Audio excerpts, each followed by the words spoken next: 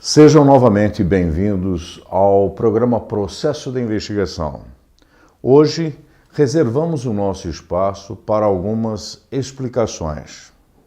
Inicialmente, nós gostaríamos de explicar aos nossos acompanhantes que paramos com o nosso programa, divulgado pela TV Conceito, canal 24 da NET, em razão de que, por problemas internos da própria emissora, que, por problemas que não nos cabe discutir, suspendeu a sua programação. Até fecharmos contratos com outras emissoras, vamos continuar a apresentar os nossos programas pelo YouTube, pelo canal YouTube, cujo endereço vocês encontram aqui embaixo. Sigam-nos. Compensa que ter a companhia de vocês. Preparamos para vocês hoje um bate-papo. Inicialmente, eu gostaria de mencionar os objetivos pelo qual lançamos o nosso programa Processo da Investigação. Um dos objetivos é levar ao conhecimento público o trabalho das investigações policiais. Levar ao conhecimento público também as novas tecnologias que auxiliam a polícia a chegar até a autoria e a forma com que foi perpetrado um crime. Nós tentarmos com isso fazer uma aproximação entre a população e a polícia, para que a população confie mais na polícia.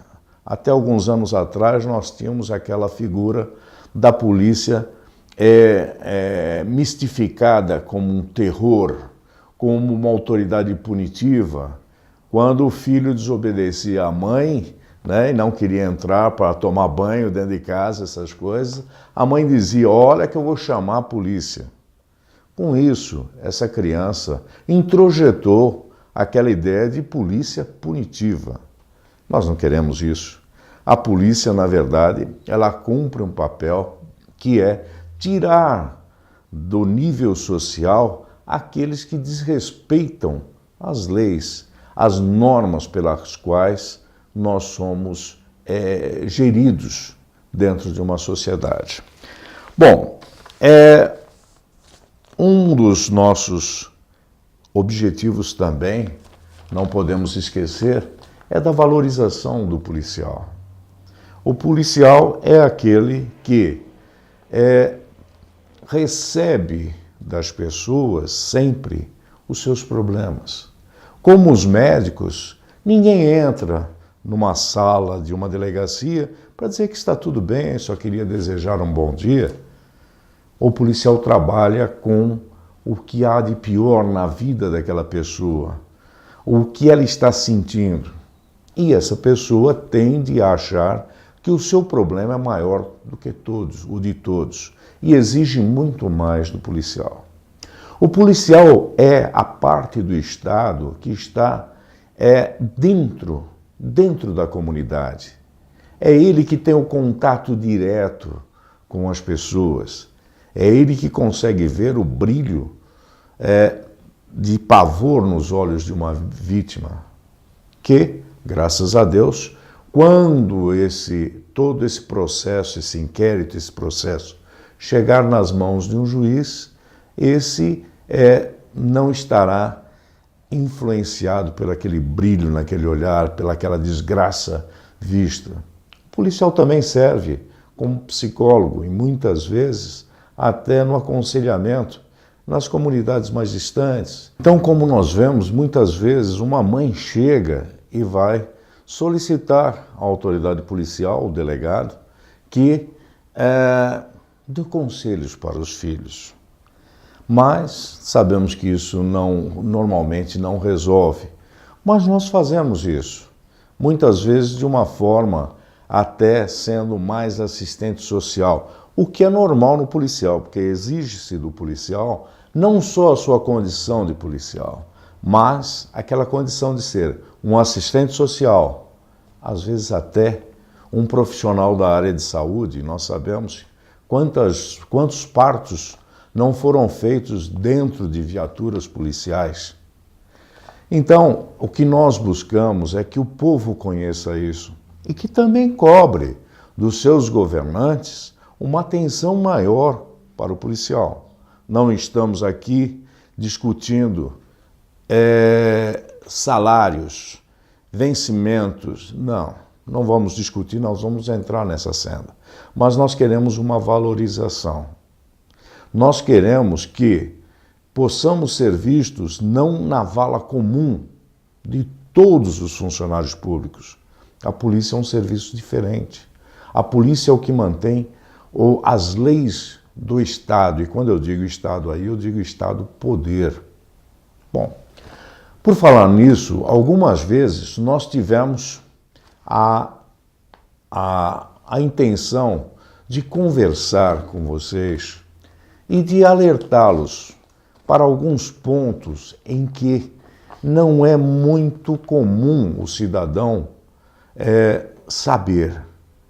Quais são algumas maracutaias, até maracutaias em cima de leis e normas que visam a proteção de quem está no poder, normalmente do político, e que o cidadão comum não consegue ver.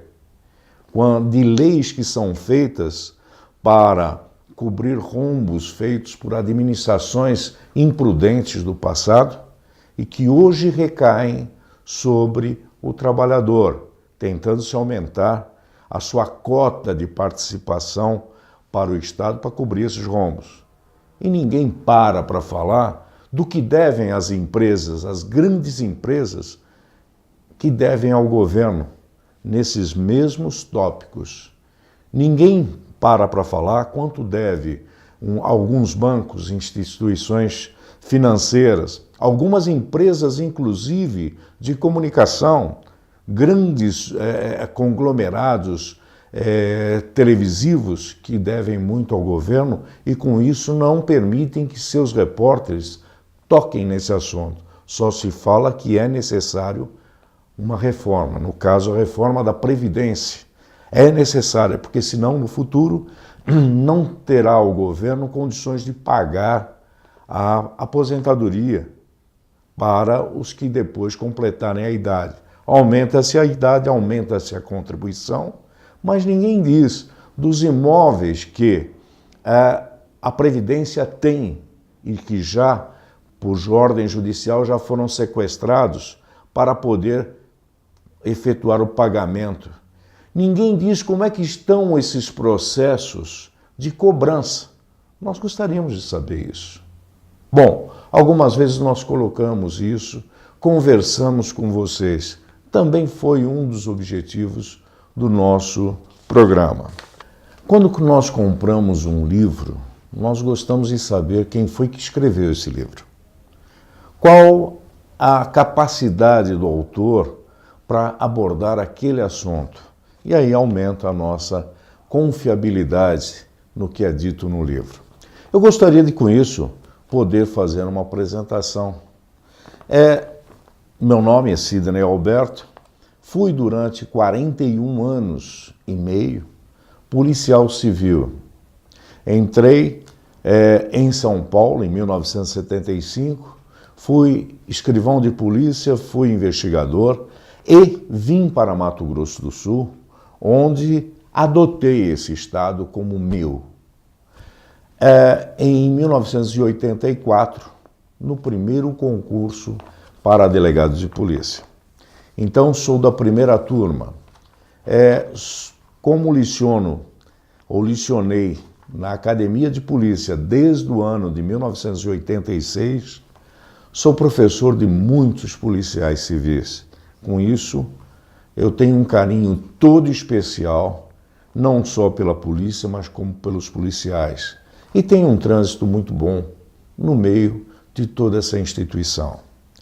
Bom, senhores, no decurso da minha vida, eu respondi quase que 17 anos pela assessoria de comunicação social da Polícia Civil, atendendo repórteres, fazendo todo aquele serviço de assessoria jornalística, atendendo os repórteres, passando releases.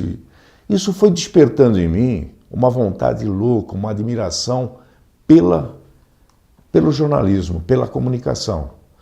Voltei aos bancos de faculdade e me graduei em jornalismo. E, posteriormente, fiz um pós-graduação de especialização nas áreas de assessorias. Sou um apaixonado pelo jornalismo. Com isso, eu tento trazer a minha ideia mesclada com a ideia policial para o jornalismo. Nós fizemos uma firma de estratégia de comunicação e imagem pública, onde nós mexemos ou coordenamos todos os tipos de assessoria para uma determinada empresa, para uma determinada pessoa, seja ela uma assessoria de jornalismo ou uma assessoria de publicidade, marketing, nós coordenamos. E mexemos na imagem pública desse indivíduo. O que ele quer atingir? Qual é a mensagem que ele quer passar com o seu visual e com a sua comunicação? Fazemos isso. Usamos até para a imagem pública dos nossos clientes, usamos até os serviços de um personal style, onde esse profissional vai dizer como aquela pessoa tem que se vestir para pensar uma mensagem, para repassar uma mensagem ao público que ela quer atingir. Seja pessoa pública ou não, o que ela está querendo fazer? Nós temos que lembrar que o nosso modo de vestir é um cartão de visita. É através da primeira imagem que se começa a formar a opinião sobre o indivíduo. Então, isso é muito importante. Algumas vezes temos que lançar mão até da psicologia, para que o indivíduo saiba que algumas coisas que ele está dizendo ou como ele está dizendo é reminiscências do passado e que ele não deve dizer mais se ele quer atingir aqueles objetivos. Fazemos isso. Fazemos aulas de media training, isto é, treinando pessoas não só para dar entrevistas à mídia, mas também para a sua comunicação. Nós devemos lembrar que a verdade tem sempre que ser dita. Porém, a forma com que você diz a verdade pode criar uma imagem diferente. Eu gosto de lembrar sempre um dia que eu me encontrava ali no camelódromo, onde eu fui levar um celular para consertar. E ali tem mágicos que consertam isso. Então, como eu estava lá, passou um senhor com toda a postura e os traços físicos de um árabe, com aquele nariz proeminente, olhou para mim e, apontando para mim, disse: "Você, primo, não?" E eu quis me desculpar e disse a ele: "Olha, eu não tenho descendência árabe." Mas aí me deu um estalo. Falei: "Olha, eu tenho descendência portuguesa. Porém, vocês invadiram a Península Ibérica e ficaram lá 7 séculos. Então pode até ser." Ele olhou de uma forma muito séria para mim e, apontando o dedo, me disse: "Invadimos não, conquistamos." E aí eu pergunto para vocês, quem é que estava dizendo a verdade? Eu ou ele? Eu falava em invasão, ele falava em conquista. Em alguns casos, nós vemos pessoas, no caso de fazendas, os fazendeiros dizerem que os índios, os sem-terras, invadiram suas fazendas. Os sem-terras ou os índios dizendo que ocuparam a fazenda. É a verdade dita de duas formas.